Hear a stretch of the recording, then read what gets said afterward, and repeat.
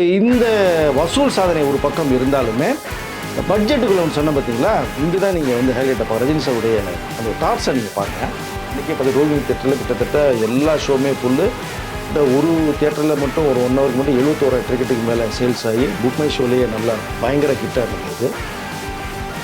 இந்த 3 நாள் கலெக்ஷனே பார்த்து எடுத்துகிட்டு கிட்ட இப்போ வந்து கணக்கு பார்த்தோம்னா 4 நாள் ரிலீஸில் ஃபஸ்ட்டு ரிலீஸ்லேயே பாக்ஸ் ஆஃபீஸ் கிட்ட 50 கோடிக்கு இல்லை தாண்டின படம். ரீரிலீஸில் ஒரு படம் தான் ரிலீஸில் வந்து சூப்பர் ஹிட் ஆகிட்டு 10 கோடி வரைக்குமே ஒரு 10 கோடி மேலே கலெக்ஷன் ஆகிட்டு ஒரு ரெக்கார்ட் படைச்சிருக்கு அந்த படம். அந்த ரெக்கார்டை வந்து இப்போது ரீரிலீஸில் ரஜினி சாருடைய படையப்பா படம் ரீரிலீஸ்லேயே நான் தான் பாக்ஸ் ஆஃபீஸ் கிங்குங்கிறத ரஜினி சார் ப்ரூவ் பண்ணியிருக்காரு. ஸோ மூத்த பத்திரிகையாளர் வெங்கடேஷ் சார் நம்மள நினைச்சிருக்காரு. வணக்கம் சார். வணக்கம் சார். படையப்பா ரிலீஸ் ஆகி ஏகப்பட்ட வசூல் போயிட்டுருக்கு. படையப்பா படத்துடைய வசூல் நிலவரம் சொல்லுங்கள். அதே மாதிரி படையப்பால இது வரைக்கும் கேள்விப்படாத பல விஷயங்கள் இருக்குதுன்னு சொல்லிக்கிட்டு இருந்தீங்க. ரஜினி சார் சொல்லாத விஷயங்கள் இருக்குது. நீங்கள் படையப்பா 2 முக்கியமான அப்டேட் கொடுக்க போகிறேன்னு சொன்னீங்களா, அது என்ன சார்? அது ஒன்று சொல்லலாம். படையப்பாவுடைய முக்கியமான சில ரஜினி சார் பேசின வீடியோவில் எல்லா பேர் கேட்டிருப்பீங்க. அவர் பேசுனது ஒரு பக்கம், பேசாத சில விஷயம் இன்னொரு பக்கம் இருக்குது. நான் பத்திரிகை துறையில் இருந்துட்டு அவர்கிட்ட சந்திச்சது படையப்பாவில் பேசின விஷயங்களை இப்போ எனக்கு தெரிஞ்ச நான் ஷேர் பண்ண நினைக்கிறேன். ஃபஸ்ட் இந்த ஊஞ்சல் சீன் தான் படத்துக்கு நீங்கள் பார்த்தீங்கன்னா ஹைலைட்டே வந்து இந்த ஊஞ்சல் சீன் தான் பரபரப்பாக பேசப்பட்டது. இன்றைக்கி செகண்ட் ரிலீஸ் ஆகி ஊஞ்சல் சீன்லாம் பார்த்தீங்கன்னா ஒன்ஸ் மோர் கேட்டுட்ருக்காங்க. தமிழ்நாடு பூரா எல்லா தேட்டர்லையுமே 2 தடவை 3 தடவை அந்த சீனை மட்டுமே போட்டுட்ருக்காங்க. இப்போ படத்தில் எந்த ஹைலைட் இருக்குது பார்த்தீங்களா, அந்த சீன் எப்படி உருவாச்சுன்னு விஷயம் இருக்குது. பட் இந்த படையப்பா சீனில் அந்த சீன் வரும்போது ஆக்சுவலாக வந்து ஒரு சீட்டில் உட்காந்து அந்த படையப்பாவை அசிங்கப்படுத்துகிற அவமானப்படுத்துங்கிறது மட்டும்தான் நீலம்பருடைய கேரக்டர். ரஜினி சார் உள்ள என்ட்ரி பார்த்தா எதிரில் அந்த ஹாலில் எதுவுமே இருக்காது. இப்போ எதிரில் வந்து ஒரு சேரை போட்டு உட்காந்த மாதிரி சீன் கொண்டு போயிடலாம் அப்படின்றது தான் கே.எஸ். ரவிக்குமார் ஒரு பிளான் பண்ணி வச்சுருக்காரு. பக்கத்தில் அதை கொஞ்சம் தள்ளி ஒரு சேரை போட்டு அந்த சேரை ரஜினி சார் எடுத்து தூக்கி போட்டு உட்காந்து இவங்கள மாதிரியே கால் மேலே கால் வரைக்கிற மாதிரி ஒரு சீன் கிரியேட் பண்ணுறாரு. பெரிய சேரை தூக்கி போட்டார். பெரிய சேரை. அப்போ ரஜினி சார் பார்த்துட்டு இது ஒரு மாதிரி ஆர்டிஃபிஷியலாக இருக்குது, டீலா மாதிரியே உட்காந்தாச்சு ஆல்ரெடி, நான் உள்ள என்ட்ரி, அப்போ என்னை அவமானப்படுத்துங்கிறது தான் குறிக்கோள். பதிலுக்கு நான் அந்த சீனை வந்து வேறு மாதிரி கொண்டு போகணும். அப்போ அங்கேருந்து ஒரு சேர் எடுத்து நீங்கள் போட்டு உட்காந்தா அது நல்லா இருக்காது. பட்டு நம்ம வந்து நம்ம ஸ்டைலில் வேறு இல்லையா கேஎஸ் அப்படின்னு சொல்லி தான் ஐடியா பண்ணும்போது யோசிச்சுட்டு அப்படியே அண்ணாந்து இப்படியே பார்த்துட்டு யோசிச்சுட்டு பார்த்தோம்னா அவர் தலைக்கு மேலே ஒரு ஊஞ்சல் இந்த சீனுக்காகவே வந்து கட்டி மேலே. எப்போவுமே நீங்கள் பெரிய பணக்காரர்களை பார்த்தீங்கன்னா கீழே ஊஞ்சல் இருக்கும், அதை தேவைப்படும் போது இறக்கும், தேவைப்படும் போது இங்கே மேலே கட்டி போட்டுருவாங்க. அந்த மாதிரி கே.எஸ். ரவிக்குமார் யூனிட்டை சொல்லி அசைன் சொல்லி மேலே கட்டி வைங்க, அந்த சேர் போட்டு உட்காந்து இந்த சீன் எடுக்கணும் ஆப்போசிட் அப்படின்னு சொல்லும் போது ரஜினி சாருக்கு திடீர்னு ஒரு ஸ்பார்க்கு. அப்படியே யோசிச்சுட்டு மேலே ஊஞ்சலை பார்க்குறா, கே.எஸ். ரவிக்குமார் பார்க்குறா, டக்குன்னு கூப்பிட்டு இந்த ஊஞ்சலை தட்டி விட்டு கீழே இறக்கி நான் உட்கார மாதிரி சீன் எடுத்துங்க சார், கட்டி போட்டிருக்க மாதிரி வச்சுருக்கீங்க சார், நான் பார்த்துக்கிறேன் சீனில் அப்படின்ட்டு இதில் எப்படி சார் நான் பார்க்குறேன், நீங்கள் போங்க டேக் போமா அப்படின்ட்டாரு. சார் ரிஹர்சல் பார்த்துருவோம், டேக் போகலாம் சார். அப்புறம் எக்ஸ்பிளைன் பண்ணுற ரஜினி சார். அப்போ எக்ஸ்பிளைன் பண்ணும்போது பிரமாதமாக இருக்கே சார், எங்கே போகலாம் சார் அப்படிங்கும்போது தான் ரஜினி சார் வாக் பண்ணி வந்து நீலாம்பரி இன்ஸ்டால் பண்ணுறது. டக்குன்னு பார்த்தோன்னா அவர் மேலேயே பார்க்காம நீங்கள் பார்த்தீங்கன்னா ஷால் போட்டிருப்பார். ஒன்று ஷால் தூக்கி அப்படியே சுண்டி விட்டு கீழே வரும் உட்கார மணிக்கு இந்த ஒரு ஷாட் எடுத்தார். இது கே.எஸ். ரவிக்குமார் வந்து சார் இது நான் என்னுடைய தாட்ஸுக்கே வரலையே சார் இது அப்படிங்கிற மாதிரி அவர் ஏதாவது ஒன்று புதுசாக பண்ணணும்னு கேஸ். நீங்கள் சொன்னது சேரை போட்டு உட்காரது நார்மல், இந்த ஊஞ்சல் நீங்கள் மேலே கட்டி போடலாம் எனக்கு இந்த தாட்ஸ் வந்திருக்காது. கட்டி போட்டிங்க ஐடியா வந்தது எனக்கு. இல்லை நீங்கள் கேபி பாலச்சந்தர் பண்ணும்போதே ஒரு சீன் கேபி சொல்லிடுவார், அதுக்கு ஒரு 10 ஷார்ட்ஸை வந்து ரஜினி சார் பிளான் பண்ணி வச்சிருப்பாங்க டிஃப்ரெண்ட் மாடுலேஷனில். அப்போ தான் கேபியை கொடுத்துட்டு தான் ரஜினி ஒன்று அறிமுகப்படுத்திட்டேன், ஒரு 6-7 படம் பண்ணிட்டேன், இனிமேல் ஒன்றை வச்சு நான் பண்ண முடியும்னா வந்து எஸ். ராம்கிட்ட கொடுத்துட்டார். அப்பா நீ வச்சே நீ இதில் இந்த ஷார்ட் எனக்கு தோணுச்சு ரவிக்குமார் சார் அப்படின்னு சொல்லும் போது அந்த ஷார்ட் எடுத்தாங்க. தியேட்டரில் இன்றைக்கி வந்து ஒரு தடவைக்கு 3 தடவை ஒன்ஸ் மோர் கிட்ட ரசிக்கிற ஒரு சீனாக இருக்குது. இதுக்குள்ளே ஒரு பிஜிஎம் வந்ததில் அதை அடுத்து சொல்ல வர மாதிரி இந்த ஊஞ்சல் சீன் எப்படி அவருக்கு ஐடியா வந்தது அப்படின்னா, அவர் எப்பவுமே ரஜினி சார் நிறைய புக்ஸ் படிப்பார். நீங்கள் ஷூட்டிங் ஸ்பாட்டில் பார்த்தீங்கன்னா இந்த ஜாலியாக அரட்டை அடிக்கிறது ஒரு பக்கம், பட் அந்த மீதி நேரத்தை போது புக்ஸு கையில் ஒன்று வச்சுட்டே இருப்பார். அப்போ அவருக்கு பிடிச்சதே பார்த்தீங்கன்னா ராமாயணத்தில் வந்து ஒரு சீன் ஒன்று வரும். ரஜினி சாருக்கு பிடிச்ச அதாவது அந்த மேட்டரில் இந்த சீன் ரொம்ப பிடிச்சதுன்னு சொல்லி நிறைய தடவை பேசியிருக்கார். இது எப்போயாவது வாய்ப்பு வந்தால் யூஸ் பண்ணணும்னு சொல்லி. அப்போது அந்த மன்னர் முன்னாடி வந்து அவமானப்படுத்தணுங்கிற ஒரே நோக்கத்தோட நிற்க வச்சு பேசுகிற மாதிரி ஒரு ஷாட் வரும். அப்போ தான் அனுமார் வந்துட்டு அவருடைய வால் இருக்கு இல்லைங்களா, வாலை ரோல் பண்ணுவார். இந்த மன்னரோட ஒரு 2-3 அடி ஹைட்டை எழுப்பி அதில் உட்கார வச்சு பேசுகிற மாதிரி ஒரு ஷாட் ஒரு இது கதையில் வரும். அது அது ரஜினி சாருக்கு ரொம்ப பிடிச்சது. இதை எங்கே யூஸ் பண்ணலாம்? பட் நீ தேவையில்லாமல் யூஸ் பண்ணீங்கன்னா அந்த சீனுக்கு ரொம்ப லேக் வந்துடும். எங்கே யூஸ் பண்ணலாம்னு சொல்லி இது மைண்டில் செட் பண்ண ஒரு விஷயம். இது ரஜினி சாருக்கு வந்த ஐடியா. அப்படியே நீங்கள் இப்போ கட் பண்ணீங்கன்னா இந்த ஊஞ்சல் சீன் வரும்போது தான் அவருக்கு டக்குன்னு அதே இதையும் ஃப்ளாஷ் பண்ணி அப்புறம் கேசரிக்கு மட்டும் அந்த விஷயத்த சொன்னாராம். நான் ராமாயணத்தில் படித்த அந்த ஒரு மட்டும் தான் நீங்கள் எதாச்சும் ஊஞ்சலை கட்டி போட்டது எனக்கு அந்த ஷாட் வந்தது அப்படின்னு. இந்த ஊஞ்சல் சீன் நீங்கள் படத்தில் பார்க்குறது வந்து சாதாரணமாக இருந்தாலும் இதுக்குள்ளே எவ்வளோ ஒரு எஃபர்ட் போட்டிருக்காங்கிற ஒரு விஷயத்துக்கு தான் இன்றைக்கி அதனால தான் ஒன்ஸ் மோர் கேட்டுகிட்டே இருக்காங்க. இது ஒரு பக்கம். இன்னொரு பக்கம் அப்படியே எடுத்திங்கன்னா நான் அதுக்கு வந்து ஆர்ஆர் எப்படி பிஜிஎம் ஒன்று போட்டான்னு சொன்னேன் இல்லையா, இது கேஎஸ் ரவிக்குமார் வந்து அது படம்லாம் முடிஞ்சு ஆர்ஆர் போய்கிட்டு இருக்கு. ரஜினி சார் முக்கியமான ஓப்பனிங் சீன் இந்த பாம்பு சீன் எடுக்கிற சீன்லாம் ஆர்ஆர் போட்டார். பர்டிகுலராக இந்த சீன் வருது. ஒரு பிஜிஎம் ஹைலைட்டாக எனக்கு வேணும்னு கேஎஸ் ரவிக்குமார் சொல்லிட்டார். ஏன்னா இந்த சீனை உருவாக்குறது ரஜினி சார். அவர் சொல்லுறது நான் இந்த ஷாட்டை எடுத்தேன். அப்போ இந்த சீன் பவர்ஃபுல்லாக இருக்கணும். ஏன்னா சீன் ரொம்ப அருமையாக வந்துருச்சு. ஒரு 5-6 பிஜிஎம்மை போட்டு ரகுமான் காமிக்கிறாரு. ரகுமானுக்கும் ஓரளவு சாட்டிஸ்ஃபை இல்லை, கேஎஸ் ரவிக்குமாருக்கு இன்னும் வேணும் சார், இது அவ்வளோ டெப்த்தாக இல்லையே சார் அப்படின்னு சொல்ல தான் டக்குன்னு அப்போ வந்து என்னென்னா ஹாரிஸ் ஜெயராஜ் மியூசிக் டைரக்டரில் அவர் கீபோர்டு ஆர்டிஸ்ட். இப்போ ரகுமான் குரூப்பில் கீபோர்ட் பண்ணிகிட்ருக்காரு. அப்போ அவருக்கு திடீர்னு ஒரு அதாவது ஒரு வந்து ஐடியா வருது. ஐடியா வந்துட்டு நம்ம ரகுமான் சார்கிட்ட கூப்பிட்டு, சார் ஒரு செகண்ட் ஒரு சின்ன எனக்கு தாட்ஸ் வருது சொல்லவா சார்? நான் சொல்லு ஹாரிஸ்ன்றேன். நம்ம இதுக்கு முன்னாடி ஆர்ஆர் வந்து ஓப்பனிங்கில் போட்டோம்ல சார் ரஜினி சார் வர்றதை நேம் வரும்போது கூட வரும் அந்த எஸ் அந்த பிஜிஎம்மை தூக்கி இதில் இன்னும் கொஞ்சம் பவர்ஃபுல்லாக அடித்து நம்ம போட்டால் எப்படி சார் இருக்கும்? நல்லா இருக்கும்போது அப்படியே ரகுமான் யோசிக்கிறாராம். சரி ட்ரை பண்ணுவோம் அப்படின்னு ட்ரை பண்ணி ஹாரிஸ் ஜெயராஜ் சொல்லி ட்ரை பண்ணி படம் ஆர்ஆரை போட்டு பார்த்ததுக்கு அப்புறமேலு பாருங்க பிரம்மாண்டமாக இருந்துச்சு அந்த ஆர்ஆர் பிஜிஎம். ரகுமான் வந்து ஹாரிஸ் ஜெயராஜ் கை கொடுத்து பிரமாதமாக இருக்குது ஹாரிஸ் அப்படின்னு சொல்லிருக்காங்க. உடனே கேஎஸ் ரவிக்குமார் வர சொல்லி அந்த சீனை மட்டும் இப்போ எப்படி ஒன்ஸ் மோர் கேட்குறாங்களோ அந்த ஒரு சீனை மட்டுமே ரகுமான் கூப்பிட்டு கேஎஸ் ரவிக்குமார் பட்டியலாக போட்டு காமிச்சாராம். இது எப்படி பார்த்து சொல்லுங்கள் சார். ஏங்க என்னங்க ஒரு 7-8 பிஜிஎம் போட்டிங்க திருப்தியில், இது என்னங்க பிச்சு வந்திருக்கீங்க அப்படின்னு சொல்லி ரகுமானை கட்டி பிடிச்சி கேஎஸ் ரவிக்குமார் இந்த சீனை பர்டிகுலர் ரஜினி சாரே ரொம்ப அப்ரிஷியேட் பண்ணார். உங்களுக்கு பார்த்தோன்னு அப்படின்னாரு. இது நான் போடலை, இந்த ஹாரிஸ் போட்டது அப்படின்னாரு. திரும்பி பார்த்தா ஹாரிஸ் ஜெயராஜ். அப்போ கீபோர்ட் ஆர்டிஸ்ட் உடனே கேஎஸ் ரவிக்குமார் பார்த்துட்டு பிரமாதமாக போட்டிருக்கீங்க ஹாரிஸ்ன்னு அவரு நிறைய வாழ்த்துக்களை சொல்லி இப்படி போகுது. இதுக்கப்புறம் பார்த்தீங்க அப்படின்னா பர்டிகுலராக இந்த சீனை மட்டுமே கேஎஸ் ரவிக்குமார் வந்து ரகுமான் போட்டு காமிச்சது மாதிரி ரஜினி சாரை வர சொல்லி இந்த சீனை மட்டும் போட்டு காமிக்கணும். ஒருவேளை இதில் சேஞ்சஸ் வந்தோம்னா கொஞ்சம் பண்ணிடலாம் அப்படின்ட்டு ரஜினி சார் வந்து பார்த்த உடனேயே அப்படி என்ன சொல்கிறதே அவருக்கு தெரியாமல் ரகுமான் அப்படியே கட்டி பிடிச்சி, நான் எதிர்பார்த்ததை விட நான் கூட யோசிச்சுட்டே இருந்தேன் இந்த சீன் எப்படி பிஜிஎம் வருங்கிறத யோசித்தேன் நான்.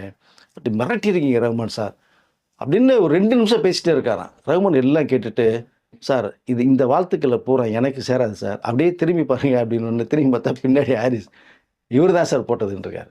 அப்படி ரஜினி சார் பிரமாதம் பண்ணிருக்கீங்க ஹாரிஸ்னு சொல்லி அவருக்கு நிறையா விஷ் பண்ணி வாழ்த்துக்களை சொல்லி பண்ண அந்த ஒரு சீன் தான் அந்த பிஜிஎம். இன்னைக்கு நிறைய பேர் வந்து காலர் டியூனை வச்சுருக்காங்க. அன்றைக்கே நிறைய பேர் வச்சுருந்தாங்க, இன்றைக்கி இப்போ நிறைய வச்சுருக்காங்க. இப்போ இந்த மாதிரி தான் உங்களுக்கு அந்த ஊஞ்சல் சீன் உருவான ஒரு விதம்.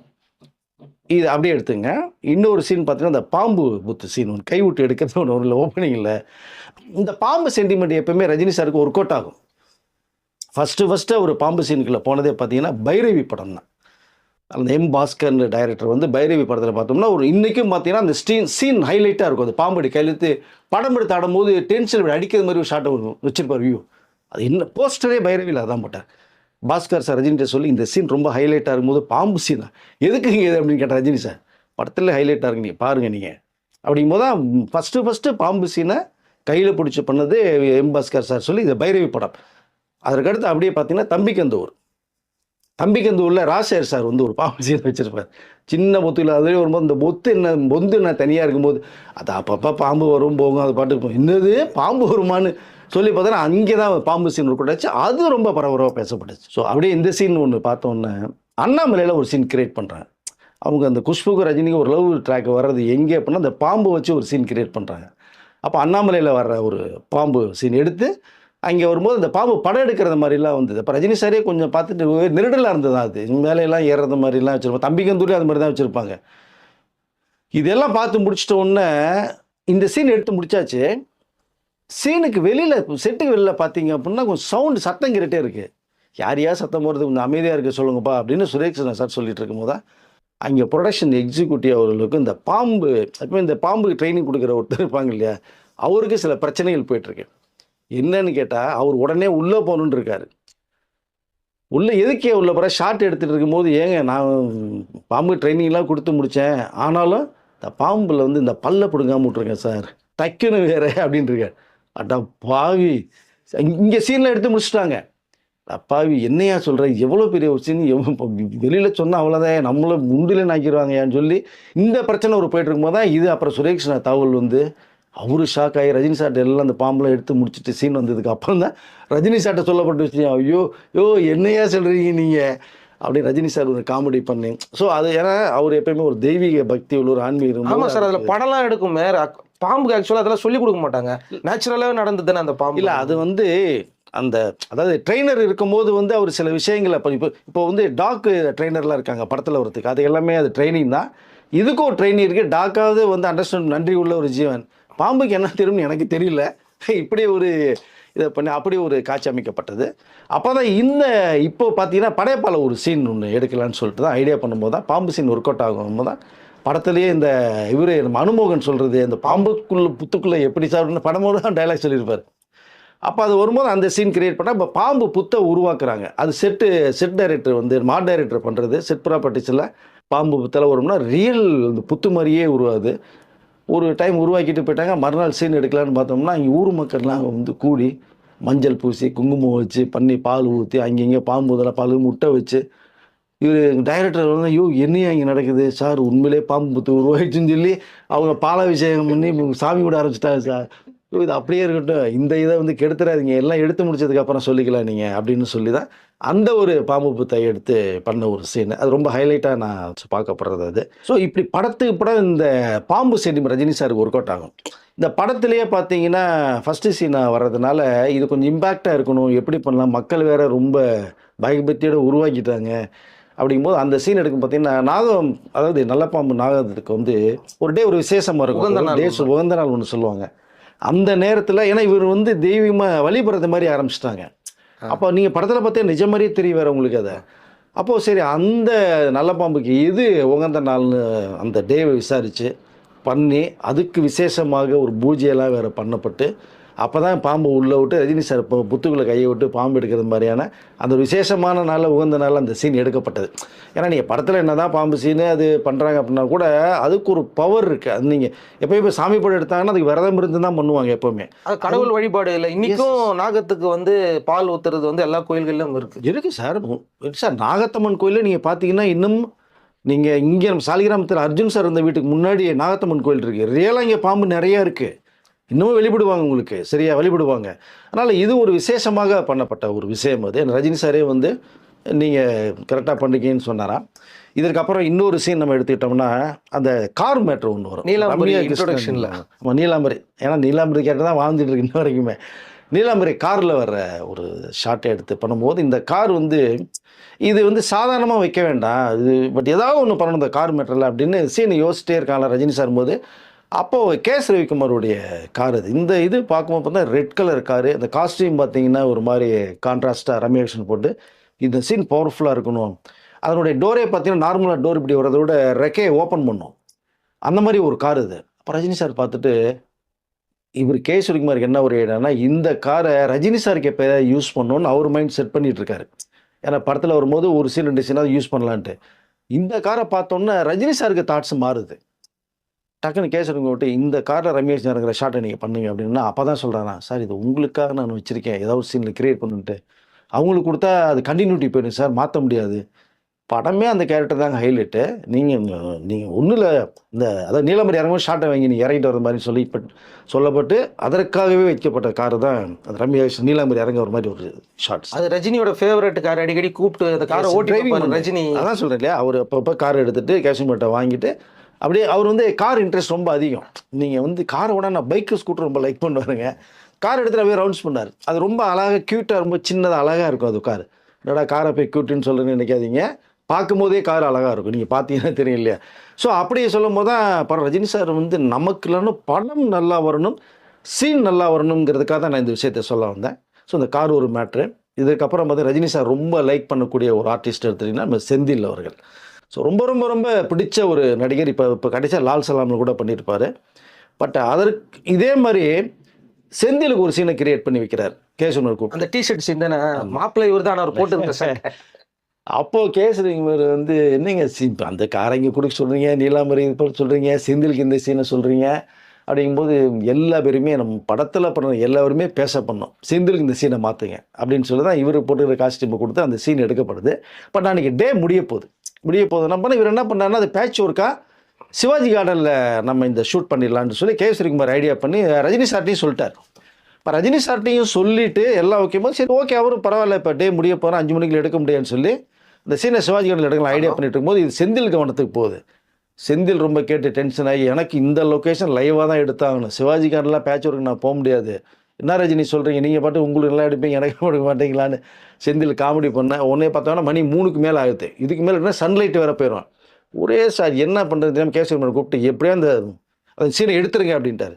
சார் இது லென்த்தி சீன் சார், இது ரொம்ப ஷார்ட்டில் அவசரம் எடுக்க முடியாது, சிவாஜி கார்டனில் நம்ம பேட்ச் ஒர்க் பண்ணிக்கலாம் சார் அப்படின்ட்டார். செந்தில் ஒத்துக்கலைங்க, என்ன ரஜினி நீங்கள் தான் நல்லா சீன்லாம் எடுப்பீங்களா, நல்லது பண்ணுவீங்களா, எனக்கு பண்ண மாட்டீங்களான்னு கேட்டார். தயவுசெய்து இமீடியட்டாக எடுத்துருங்க, ஏன்னா அந்த டே விட்டு வெளில வர்றாங்க. உடனடியாக ஒரு 3 மணிக்கு மேலே செந்தில் வச்சு ரஜினி சார் வச்சு அது கிட்டத்தட்ட ஒரு சிங்கிள் டேக்கிலே ஓகே பண்ண ஷார்ட். அது நீங்கள் பார்த்தீங்கன்னா படத்தில் ரொம்ப ஹைலைட்டாக இருக்குது, இன்ன வரைக்குமே இந்த காமெடி ட்ராக்கில் பேசப்படக்கூடிய ஒரு சீன் அது. ஸோ செந்திலோட கேட்டு சார் ரஜினி சார் இங்கே பண்ணணும்னு சொல்லி உடனே அந்த சீன் இங்கே முழுமையாக எடுக்கப்பட்டது ஒன்று. அதை இப்படி வந்து நிறைய விஷயங்கள் வந்து படையப்பால் வந்து இன்னும் இருக்குது. இப்போ ரஜினி சார் பேசின வீடியோ நீங்கள் வீடியோ பார்த்துட்டு படம் பார்க்குன்ற ஒரு ஆசையை ரொம்ப உருவாச்சு.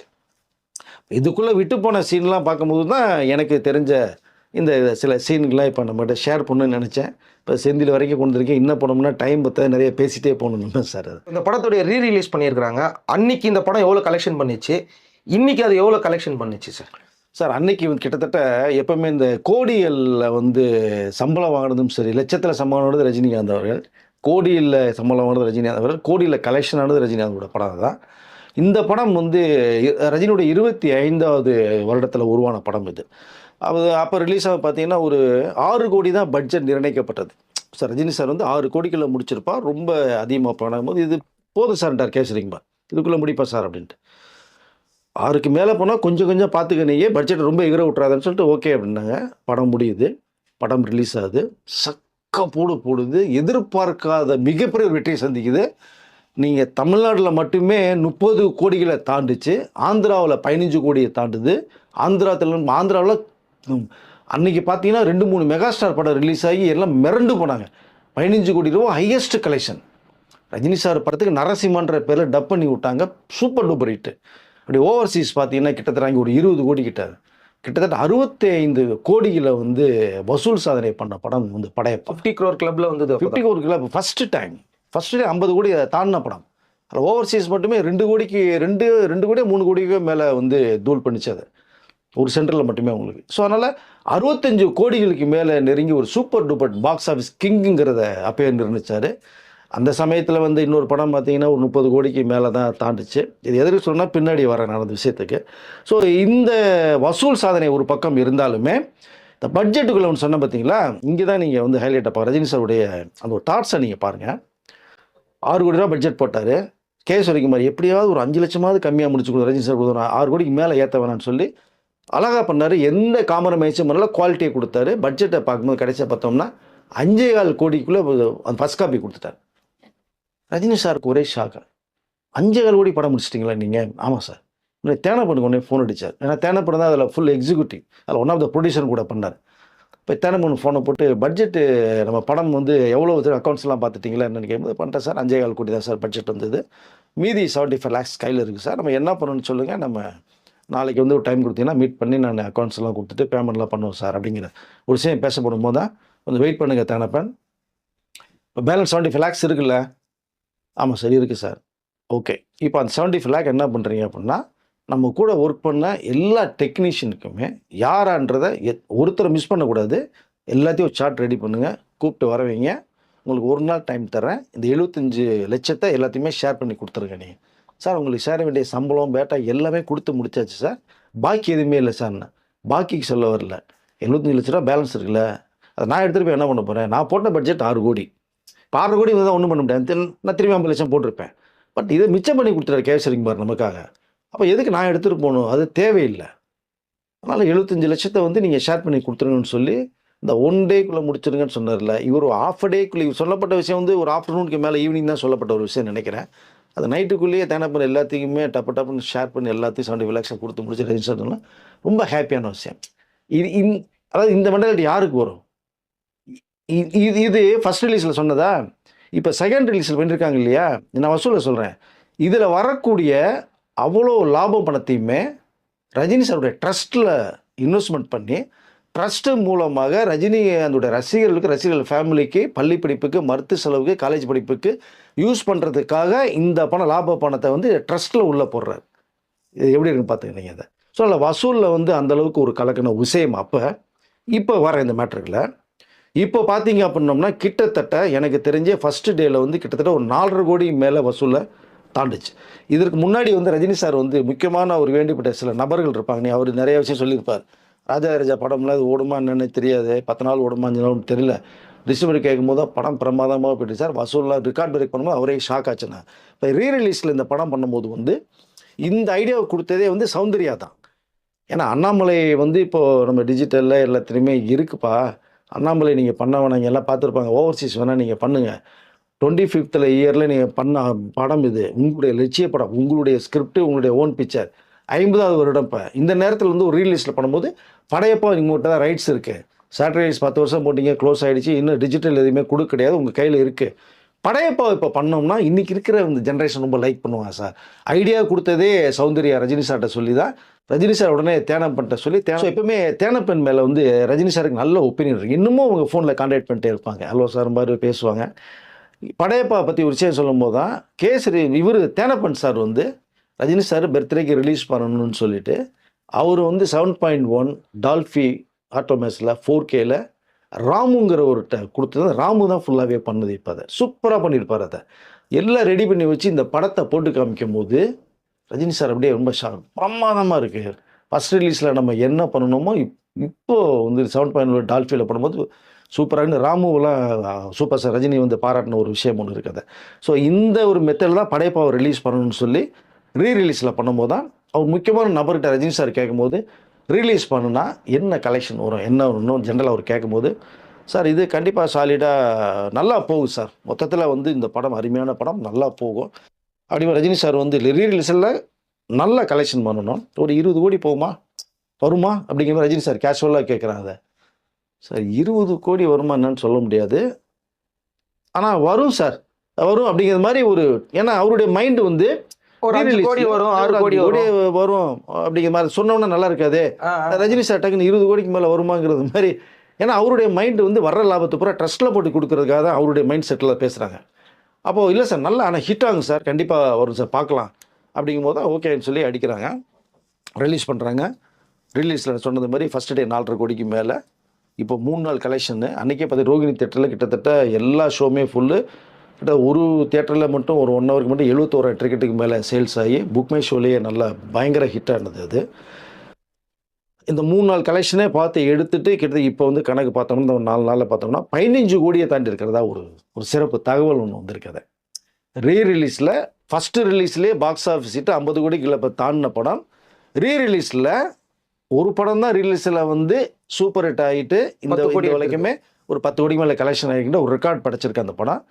அந்த ரெக்கார்டை வந்து இப்போது ரீரிலீஸில் ரஜினி சாருடைய படையப்பா படம் 15 கோடியை தாண்டி அந்த பிரேக்கையும் வந்து உடைச்சிட்டு போயிருக்கு. இப்போ இன்னும் ஒரு வாரம் கூட கம்ப்ளீட் ஆகலை. ஸோ 4 நாள் கலெக்ஷனை தான் நான் சொல்கிறேன். 4 நாள் கலெக்ஷனில் உடச்சி 15 கோடி மேலே தாண்டி ரீரிலீஸ்லேயும் நான் தான் பாக்ஸ் ஆஃபீஸ் கிங்குங்கிறத ரஜினி சார் ப்ரூவ் பண்ணியிருக்காரு. ஸோ இப்படி நிறைய சம்பவங்கள் நிறைய இருக்குது. நீங்கள் சொன்ன படம் அன்றைக்கி எவ்வளோ சார் பண்ணிச்சு முழுசா? அது வந்து நம்ம படையப்பா வந்து 65 கோடி ரூபா சார். இது இன்னொரு படம் வந்து 33 கோடி ரூபா கலெக்ஷன் ஆச்சு சார். ரீரிலீஸில் பிரேக் ஈவன் பண்ண ரீரிலீஸில் இப்போதைக்கு 10 கோடி பண்ண படம் அன்றைக்கி 33 கோடி சார் ஃபர்ஸ்ட் ரிலீஸ். இன்னொரு நடிகரோட படம். Yes sir. ஆனால் அன்றைக்கி ரஜினியே 25 வருஷத்துக்கு முன்னாடி 66 கோடி பண்ணி ரெக்கார்டு. ஆமாம் அதான் சொன்னேன் இல்லையா, லட்சத்தில் சம்பளம் வாங்கினது, கோடியில் சம்பளம் வாங்கினது, அது கோடியில் ஃபஸ்ட்டு சூப்பர் ரிப்பீட் கொடுத்தது, ஃபஸ்ட்டு பாக்ஸ் ஆஃபீஸ் கலெக்ஷனில் ரஜினி எல்லாமே நம்பர் 1 அதான் சூப்பர் ஸ்டார் ரஜினி. ஃப்ரான்ஸ் வெளிநாடுகள்லாம் நான் எவ்வளோ சார் கலெக்ஷன் பண்ணேன்? அது கலக்கிட்டு இருக்குங்க. ஃப்ரான்ஸில் படையப்பா ரிலீஸ் ஆகி அங்கே பார்த்தீங்கன்னா நம்ம தியேட்டரில் இங்கே டிக்கெட்டு வாங்குறது மாதிரி கியூ நிற்கிறது மாதிரி அங்கே பார்த்தீங்கன்னா ஒரு கியூ வந்து நிற்கிது. கிட்டத்தட்ட தியேட்டரை சுற்றியில் வந்து ஒரு கியூ நிற்கிது, ரேஷன் கடை மாதிரி. இப்போ சின்ன ஒரு சம்பவத்துக்குள்ள போயிட்டு வரேன். உலக சுவாலிமன் படம் வந்து 70ல ரிலீஸ் ஆகும்போது தேவி படேஸ் தியேட்டர்ல இருந்து இந்த தீவுத்திடல் இருக்கு தெரியுமா உங்களுக்கு? ஆமா. கிட்டத்தட்ட ஒரு கிலோமீட்டர் 1.5 கிலோமீட்டர் வரும் மேலே நினைக்கிறேன். மேலே வரும். அது வரைக்கும் டபுள் கியூ நிக்குதான், சிங்கிள் கியூ கிடையாது, டபுள் கியூ நிக்குது உங்களுக்கு. ஐயோ ஐயோ. அவ்வளோ ஃபேன்ஸ் நின்று தான் உலக சுவாலிமன் படத்தை சூப்பர் டூப்பர் ஹிட் ஆக்குனாங்க. தமிழ்நாட்டு ரசிகர்கள் தான் இப்படி இருந்து ரஜினி சார் படத்தை லைக் பண்ணாங்கன்னா ஃபாரினில் நிறைய லைக் பண்ணி கூலிலாம் வந்து கொஞ்சம் மிரட்டுச்சு இல்லையா? அண்ணாமலை மிரட்டிட்டு இருக்குங்க. இதில் யூஎஸ்ஏல அண்ணாமலை படம் சக்கப்போடு போட்டுட்டு இருக்கு. அதுதான் தமிழ்நாட்டில் வர வேண்டியதுல வர வேண்டிய படம். ஸோ ஆனால் அதுவும் சூப்பர் படங்க, அதெல்லாம் மறுப்பதற்கே இல்லைங்க. படையப்பா வந்து இந்த இடத்துல வந்தது 2K கிட்ஸு ஜென்சி கிட்ஸு இன்னைக்கு சார் படையப்பாவை செலிப்ரேட் பண்ணிட்டு இருக்காங்க. நீலாம்பரி தான் ஒரு லவ்வுக்கு எக்ஸ்போஸே நீலாம்பரி. அவங்களுக்கு நீ படையப்பா ஒரு தீர்ப்பு சொல்லுன்னு கேட்டுட்டு இருக்காங்க, கமெண்ட்ஸில் போட்டுட்டு இருக்காங்க. நீலாம்பரியுடைய லவ் வந்து அதாவது பியூர் லவ். அது பார்ட் எடுக்கிறீங்களா? நீலாம்பரி உங்களை படையப்பா என்ன ஆட்டம் காமிக்க போகுதுன்னு இங்க 2K கிட் ஜென்சி கிட்ட பேசிட்டு இருக்காங்க. இந்த இடத்துல ஒரு இடைச்சர்கள் படையப்பா 2 பத்தி ஏதோ சொல்ல போறேன், டைட்டில் பத்தில சொல்ல போறேன், நீங்க என்ன சொல்லுங்க? ஒன்றும் இல்லை சார், படையப்பா 2 ரஜினி சார் வந்து ஸ்கிரிப்ட் டிஸ்கஷன் போயிட்டு இருக்கு, வரப்போகுங்கிற விஷயத்தை சொல்லிட்டார் இல்லையா? அது விரைவில் அந்த படத்தை தயாரிக்க போறாங்க. அநேகமாக அதுவும் இந்த ரஜினி சாரோட சொந்த படமாக தான் இருக்கும் ரொம்ப நாளைக்கு அப்புறம். ஆனா அதுல நீலாம்பரி எப்படி சார் வருவாங்க? ஒன்றும் இல்லைங்க, அதில் இறந்து போறாங்க இல்லையா?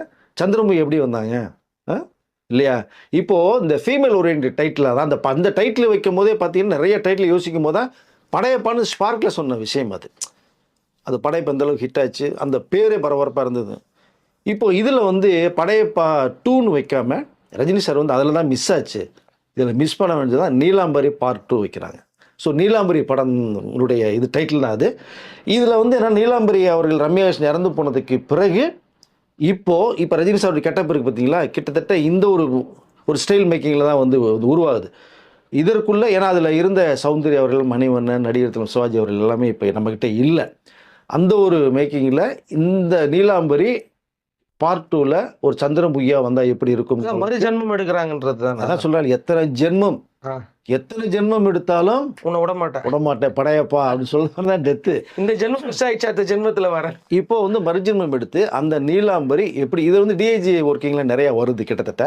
அதில் எப்படி வர்றாங்க, யார் மூலமாக உள்ளுக்குள்ளே போகிறாங்க, அங்கே ரஜினிகாந்தை என்ன பண்ண போகிறாங்க, ரஜினி அதிலிருந்து படையப்பால் நீலாம்பரியை மிஸ் பண்ணது மாதிரி விட்டது மாதிரி இதுக்குள்ளே என்ன கொண்டு போகலாங்கிற அளவுக்கு இப்போ டிஸ்கஷனில் போய்கிட்டு இருக்கு. ஃபர்ஸ்ட் ஹாஃப் ரெடி ஆகிடுச்சு.